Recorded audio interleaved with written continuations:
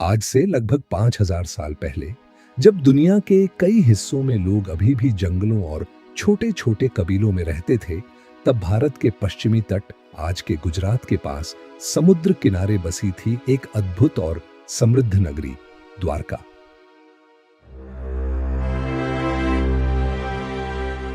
कहा जाता है यह कोई साधारण शहर नहीं था, बल्कि स्वयं भगवान श्री कृष्ण की राजधानी थी। महाभारत और श्रीमद् भागवत पुराण के अनुसार जब मथुरा पर बार बार जरासंध के आक्रमण होने लगे और यदुवंश के लोगों का जीवन खतरे में पड़ गया, तब श्री कृष्ण ने एक नया सुरक्षित नगर बसाने का निर्णय लिया। उन्होंने समुद्र के देवता से भूमि मांगी और समुद्र के किनारे एक योजनाबद्ध शहर बसाया। यह शहर 7 विशाल द्वारों से घिरा था, इसलिए इसका नाम पड़ा द्वारका, यानी द्वारों का नगर। ग्रंथों में वर्णन मिलता है कि यहाँ ऊंचे ऊंचे महल, सोने चांदी से सजे भवन, चौड़ी सड़कों वाले मार्ग, बड़े बाजार, बगीचे और एक विशाल बंदरगाह था जहाँ दूर देशों से जहाज आते थे।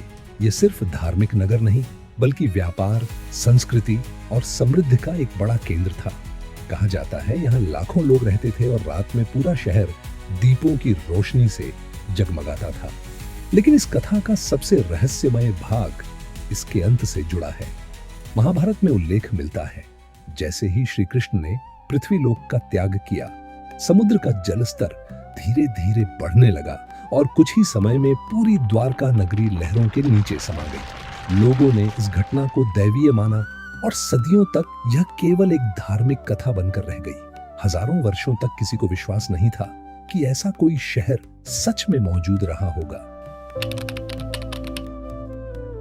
लेकिन 1980 के दशक में भारतीय समुद्री पुरातत्वविद डॉक्टर एस.आर. राव और उनकी टीम ने गुजरात के ओखा और बेट द्वारका तट के पास समुद्र में खोज अभियान शुरू किया।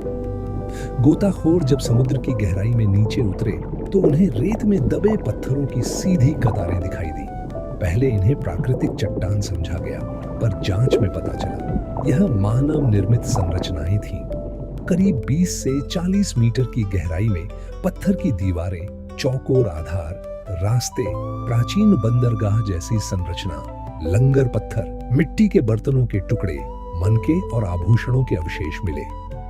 जब इन वस्तुओं की कार्बन डेटिंग की गई तो उनकी उम्र लगभग 3500 से 5000 वर्ष के बीच निकली। वही समय जिसे कई परंपराएं श्री कृष्ण का काल मानती हैं। अब सबसे बड़ा प्रश्न उठता है, क्या यह वास्तव में कृष्ण की द्वारका है? कुछ वैज्ञानिक मानते हैं कि यह एक प्राचीन तटीय बंदरगाह शहर था जो समुद्री स्तर बढ़ने, भूकंप या टेक्टोनिक हलचल के कारण धीरे धीरे डूब गया। वहीं आस्था रखने वाले कहते हैं ये वही नगरी है जिसका वर्णन महाभारत में मिलता है।